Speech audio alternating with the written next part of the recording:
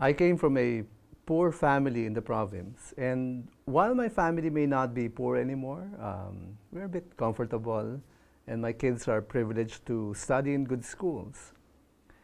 My heart still has an affinity with the poor. Ramdam ko pa rin ang buhay ng mga mahihirap dahil galing ako doon. Mapalad lang kami siguro dahil masipag yung tatay ko at naiangat niya yung buhay namin kalaunan. But the majority of the poor in our society are not as privileged. So many are deprived of many good things, that they hunger for good news, any news that will bring them favor. And that is precisely what Jesus did when he came to the world 2,000 years ago.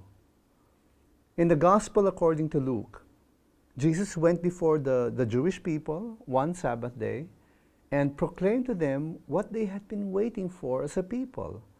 The coming of the Messiah is at hand. Jesus did this by quoting a key passage in the book of Isaiah. And this is how Jesus made his proclamation. And the scroll of the prophet Isaiah was given to him.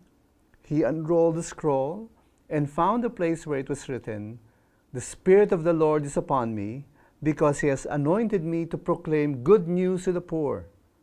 He has sent me to proclaim liberty to the captives and recovering of sight to the blind, to set at liberty those who are oppressed, and to proclaim the year of the Lord's favor." Very often, we look at the poor as people who lack knowledge, who lack food and all kinds of physical provisions. And we think that if we can just provide them with what we think they need, food, material provisions, even education, they'd be all right.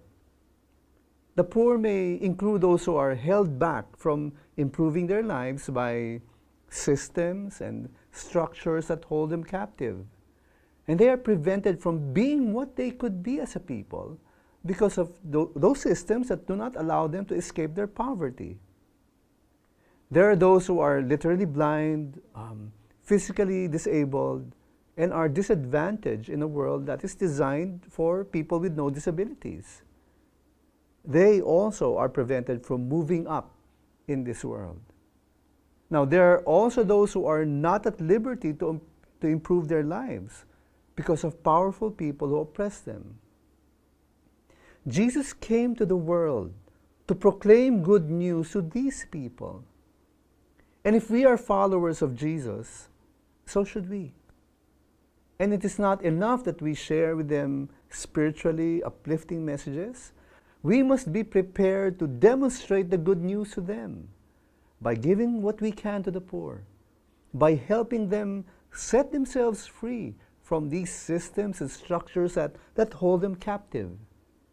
Perhaps we can help send a poor child to school, or we can volunteer one day a week to assist those with disabilities live a normal life, or maybe help those who are oppressed find liberty from their situation.